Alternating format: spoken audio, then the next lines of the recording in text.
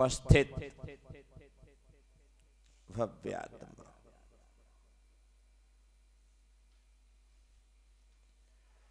दीक्षार्थी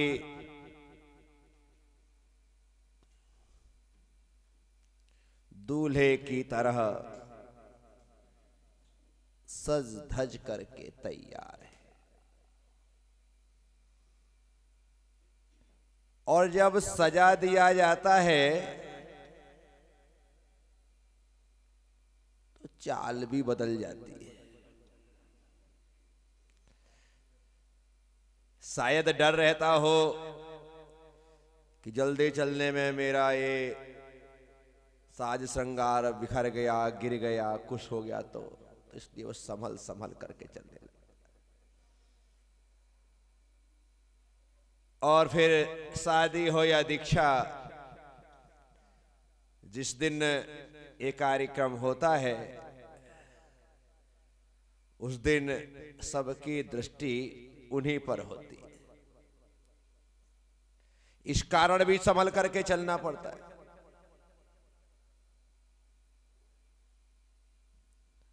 तो बड़े धीरे धीरे चल करके लोगों के साथ हम गुरुदेव के चरणों में पहुंचे, श्रीफल समर्पित किया और दीक्षा के लिए आशीर्वाद लिया।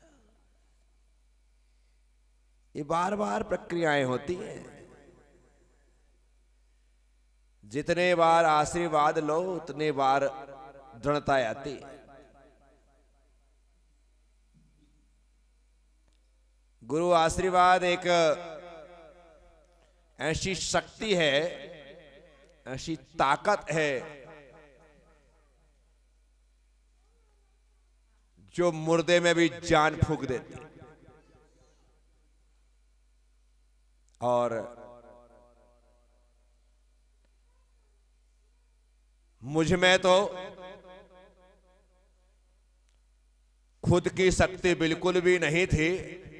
जो कुछ भी था वो गुरु की शक्ति ही थी कि आज मैं दीक्षा का मन बना करके बिल्कुल अब 18 अप्रैल का वह दिन और दीक्षा के लिए पूरी हार्दिकता से तैयार खड़ा।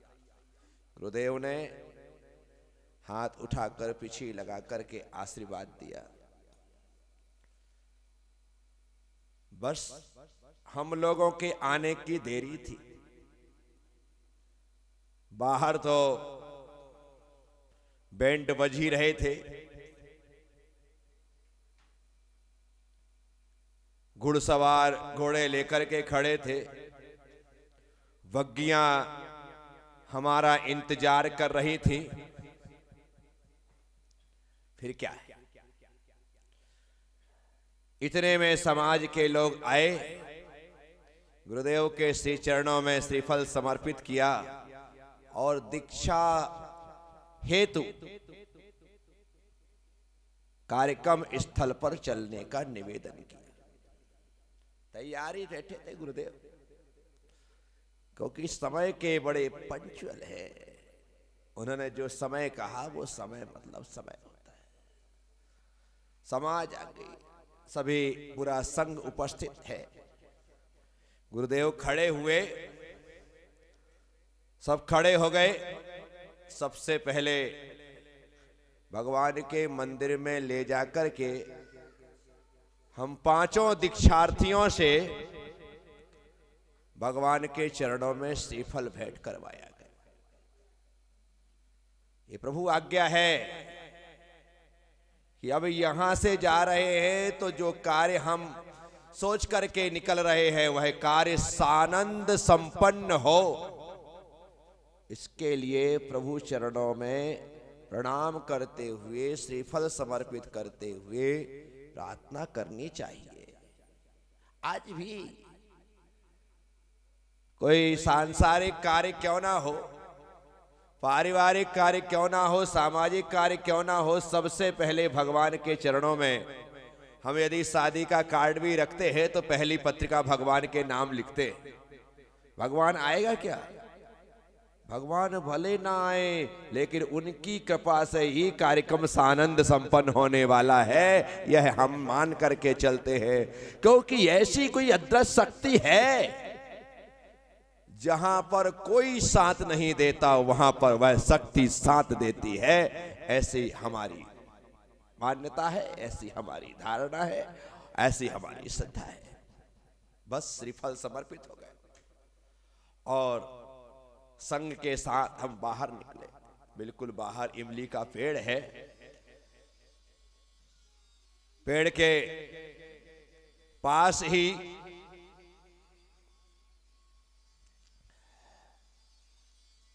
बग्गियां खड़ी हुई हैं। हम लोग बग्गियों में साथ सम्मान बैठाए गए। एक बग्गी में हम दोनों बैठे, अर्थात मैं और दिलीप भैया, पप्पू भैया अर्थात प्रसन्न सागर। दूसरी बग्गी में माणकचंद जी मैयावत और उनकी धर्मपत्नी वो बैठी। अरुण सागर जी छुल्लक थे, उन्हें पैदल चलना था, उन्हें पैदल चलना था। संग में जो ब्रह्मचारी थे हमारे अमित भैया और मुकेश भैया, वो दोनों भी हमारे सामने बैठे। इतनी भयंकर गर्मी है कि जमीन तवे के समान तप रही है। दोपहर में 1 बजे शोभा यात्रा है। राजस्थान परतापुर की गर्मी, ऊपर से आग बरस रही है, नीचे तवे के समान गर्मी है, गरम लपट है। उसमें चल रहे हैं बैंड वाले, बैंड बजा रहे हैं, घोड़े वाले आगे चल रहे हैं, बग्गियां हमारी हैं। थोड़ी देर तो लोगों ने चलने की हिम्मत की। चप्पल जूते वाले तो चलते रहे, बिना चप्पल जो होशियारी में चल रहे थे कि गुरुदेव के साथ बिना चप्पल के चलेंगे। अच्छा लगता है कि आचार्य सिंह के साथ चप्पल पहन जूते पहन के चले, वो तो बेचारे बिना बैंड के नाच रहे थे। हकीकत बता रहा हूं मैं, इतनी भयंकर गर्मी, ऐसी सड़क थी। हम अपनी आंखों, हम तो बग्गी में बैठे थे, हमें कुछ पता ही नहीं चल रहा था, हम तो आनंद के साथ थे। लेकिन गुरुदेव का मानना पड़े, 1 किलोमीटर करीब स्थान था वो मंदिर से, जहां पर स्कूल प्रांगण में कार्यक्रम था। थोड़ी देर तो जुलूस चला, मुश्किल से विनोद दोषी या अनिल मणिलाल दोषी की दुकान तक ही ठीक ठाक चला होगा। उसके बाद सब लोग यहां वहां तितर बितर होने लगे, हिम्मत ही नहीं। फिर भी मैं कह रहा हूं, जो जूते चप्पल वाले थे उनमें थोड़ा जोश था, वो सब भी कर रहे थे, ठीक है, चल रहा था जोश। आचार्य संघ भी चल रहा था। कैसे चल रहा था वो तो सिर्फ आचार्य जी ही बता सकते हैं, तरुण सागर जी बता सकते हैं, सौरभ सागर जी बता सकते हैं, अरुण सागर जी ही बता सकते हैं कि क्या दशा थी। यहां तक तो ठीक है, जो रास्ता था, स्कूल प्रांगण में पहुंचना है, यहां से स्कूल का एक गेट है उत्तर मुखी, और यहां चलना है तकरीबन पंडाल तक चलने के लिए 100 कदम चलने होंगे। लेकिन उस पूरे के पूरे प्रांगण में रेती थी। क्या थी?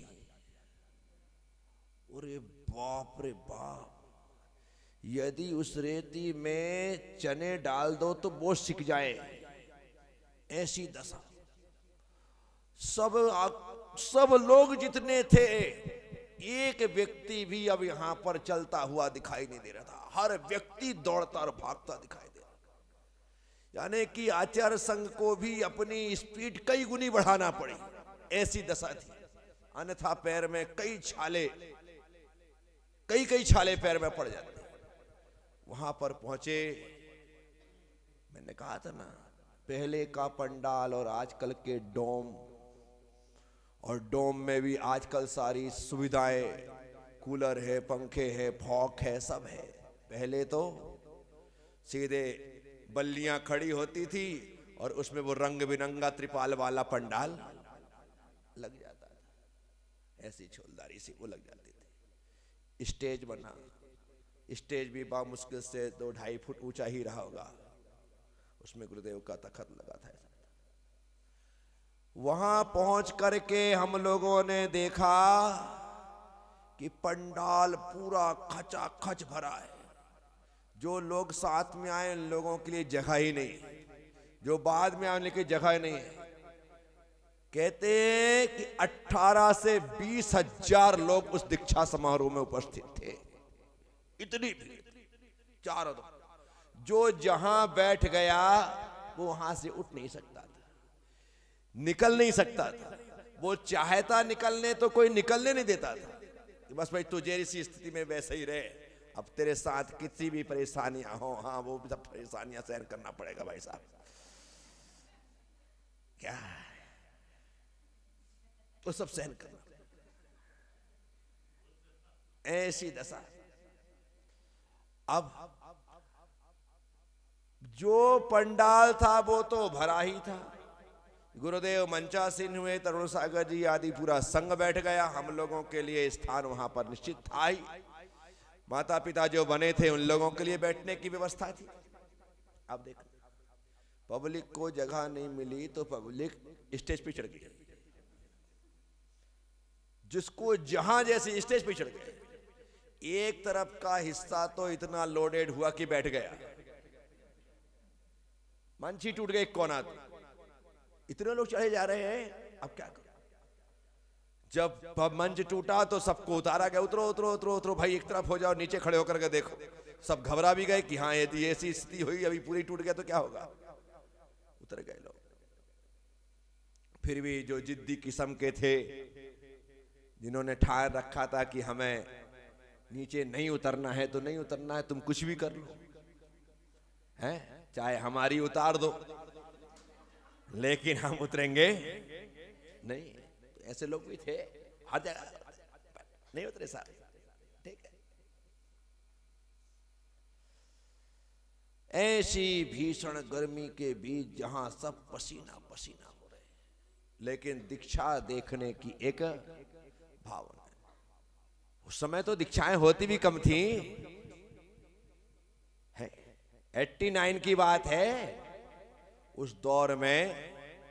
और फिर जिनकी दीक्षाएं हो रही थी वो छोटे छोटे बच्चे थे, कोई अभी ज्यादा उम्र थोड़ी, 16.5-17 साल की उम्र है हमारी। चारों तरफ एक ही बात है कि छोटे से भैया जी की मुनि दीक्षा हो रही है। बाप रे बाप, देखने तो आना पड़ता है। और 18,000 हुम्मड़ समाज बागड़ प्रांत में रहती है, सिर्फ बागड़ में, वो भी 2 जिले बांसवाड़ा और डूंगरपुर। बाकी आप ऊपर चले जाओ प्रतापगढ़, चित्तौड़गढ़ तरफ और अधरियाबाद, उदयपुर तरफ, तो वो बहुत बढ़ जाता है। परंतु ये 2 में 10 हुम्मड़ समाज है और वो 18,000। उनका पूरा एक संगठन बना हुआ है, उसका एक अध्यक्ष होता है, पूरी की पूरी व्यवस्था बहुत अच्छी चलती है, आज भी चलती है। तो सभी लोग उपस्थित होते। और उन हुम्मड़ समाज की विशेषता है, यदि एक बार आदेश जारी हो गया तो सभी लोग आते हैं, और एक बार मनाही हो गया कि हाँ कोई नहीं जाएगा तो कोई नहीं जाता है। बहिष्कार कर दिया तो कोई भी नहीं जाएगा। एक आदेश हो गया कि नहीं, इस कार्यक्रम को कोई अटेंड नहीं करेगा, तो अध्यक्ष का आदेश चाहे करके भी नहीं जाए, तुम्हारा कितना भी कुछ रिश्तेदारी है कुछ भी हो, नहीं जाएंगे नहीं जाएंगे। इस मामले में विशेषता है उस हुम्मड़ समाज की। दीक्षा का कार्यक्रम, वही सारी प्रक्रियाएं, मंगलाचरण होते हैं, दीप प्रज्वलन होते हैं, जो सात प्रक्रियाएं होती है वो सब हुई। क्योंकि बड़े बड़े अतिथिगण भी थे, सब लोग वहां पर थे। स्वयं जो मेरे माता पिता बने थे, पवन जी रोकड़िया जिला प्रमुख थे, बड़ी पोस्ट पर थे, कांग्रेस के अच्छे खासे लीडर थे। तो दीक्षा की विधि चालू हुई। वो चौक आदि पुरवा करके, कपड़े बिछा करके हम लोगों को उस पर बैठा दिया गया। बैठाने के बाद अब ऐसी गर्मी में प्रारंभ हुआ केस लॉन्च। ओहो हो,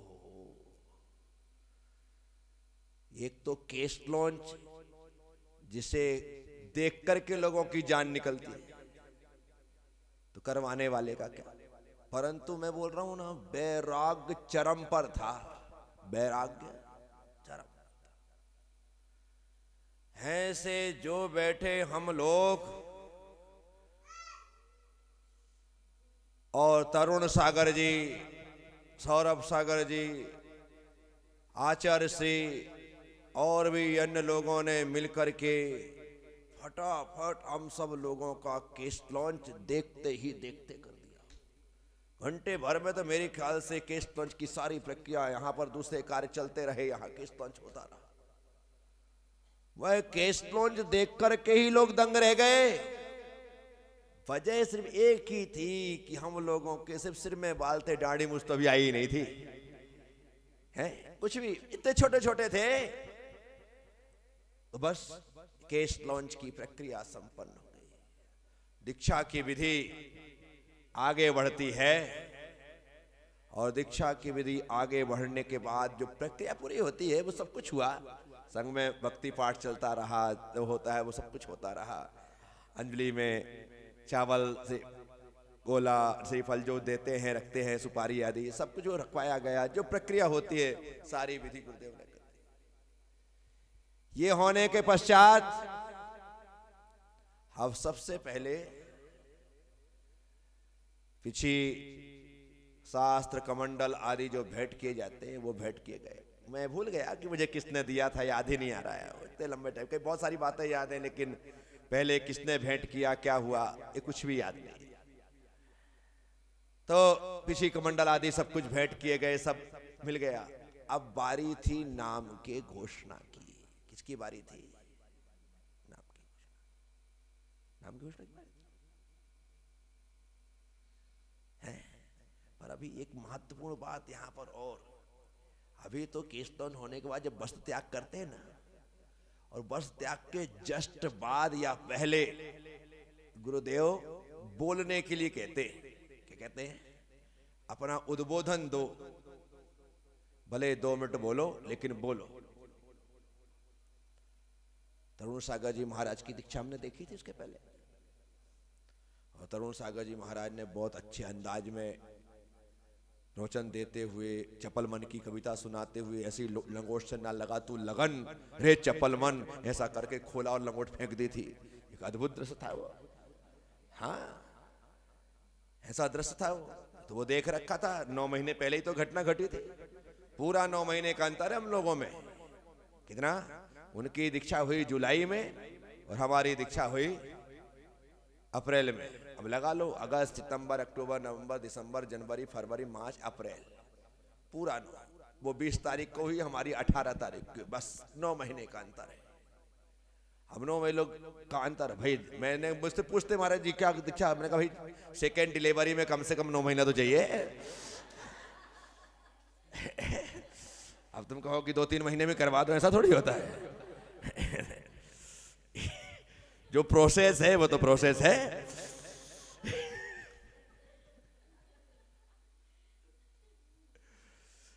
अब केस लॉन्च के बाद गुरुदेव ने कहा कि विवेक चलो खड़े हो जाओ,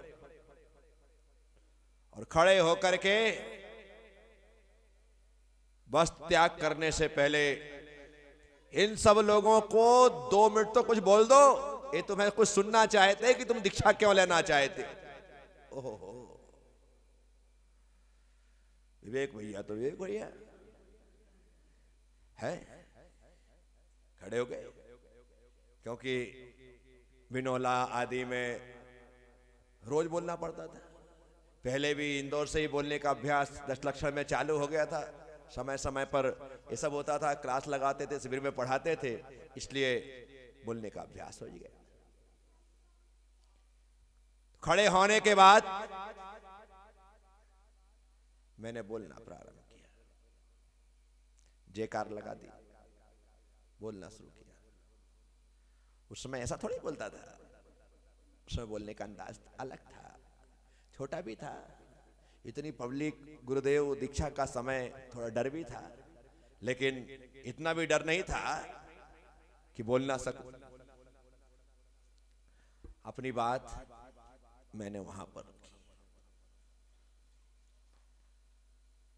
कि मुझसे लोग पूछते हैं, भैया जी दीक्षा की इतनी जल्दी क्या है? थोड़े बड़े हो जाते तब दीक्षा लेते क्या?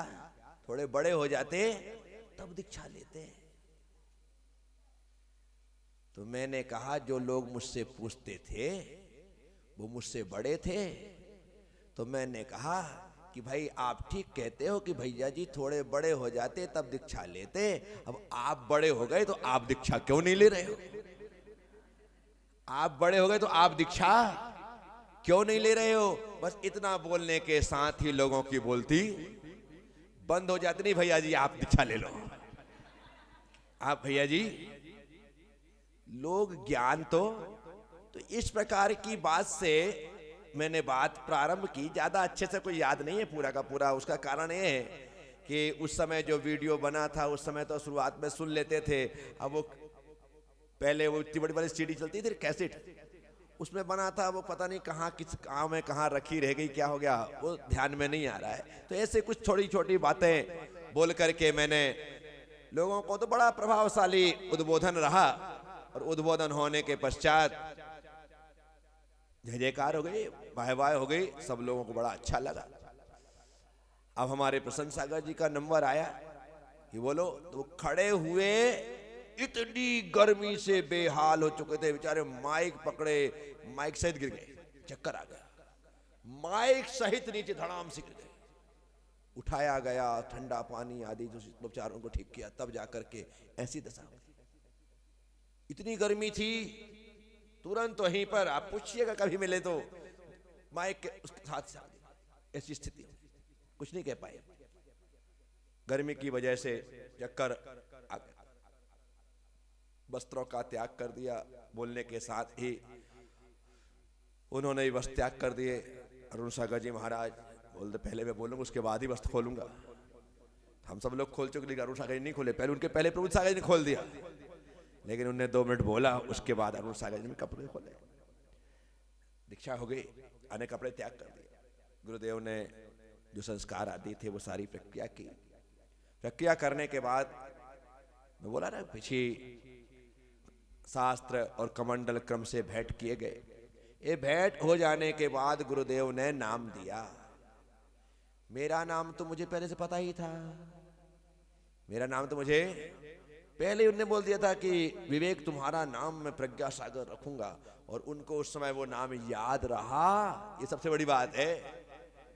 और याद रहा तो उन्होंने बराबर तरीके से कहा कि बड़े भैया ब्रह्मचारी जी विवेक जी का आज से नाम होगा मुनि विवेक प्रज्ञा सागर। क्या नाम कर दिया? मुनि प्रज्ञा। प्रसन्न सागर जी उनका नाम पहले बोला था कि प्रशांत सागर रखेंगे, वहां पर भूल गए, नाम चेंज हो गया और उनका नाम प्रसन्न सागर रख दिया गया। अरुण सागर जी थे ही, उनका वही नाम रखा गया। इसके साथ ही जो माणक चंद जी साहब थे, उनका नाम माणक चंद से बदलकर प्रबुद्ध सागर रखा। क्या रखा? प्रबुद्ध सागर रखा। और जो माता जी बनने वाली थी उनका नाम छुल्लिका प्रसम श्री माता जी रखा। छुल्लिका। ऐसी 5 दीक्षाएं सानंद संपन्न हुई। जय जयकार जय जय घोष के साथ गुरुदेव के स्पीच उपदेश भी हुए, तरुण सागर जी के द्वारा संचालन हुआ, सब कुछ हुआ। और वो होकर के बहुत ही ऐतिहासिक रूप में वह दीक्षा परतापुर में संपन्न हुई। अब तकरीबन 5 साढ़े 5 बज चुका है। यहां से अब वापिस मंदिर जाना है। शरीर एकदम निढाल हो चुका है। उपवास आज का क्या है? उपवास है दीक्षा के दिन। अब यहां से हम मुनि बनकर के हाथ में पिछी और कमंडल लेकर के आए थे, बग्गी में बैठ करके जा रहे हैं। हम नीचे देखते हुए उस मोक्ष मार्ग पर चलते हुए और मंदिर जाकर के पहुंचे, भगवान के दर्शन किए। और आज से ही संघ का वह नियम के अनुसार सामूहिक प्रतिक्रमण चालू। ऐसे नहीं कि अपने अपना कर लो। वहां पहुंचने के बाद बाहर वहीं पर बैठ गए, प्रतिक्रमण हुआ। और प्रतिक्रमण हुआ कि उसी के साथ अखबार वाले, मीडिया वाले, अखबार वाले वहां पर इंटरव्यू लेने के लिए आए, कुछ फोटो खींचने के लिए आए। अब देखना यह है कि जब वो फोटो खींचने वाले वहां पर फोटो खींचने के लिए तैयार होते हैं और हमारी पोजीशन के लिए बोलते हैं, तो उस समय हम क्या बोलते हैं, ये बात हम कल करेंगे कि अब कैसे फोटो खींचेगी, वहां से बात आगे बढ़ेगी। बोलो महावीर भगवान की।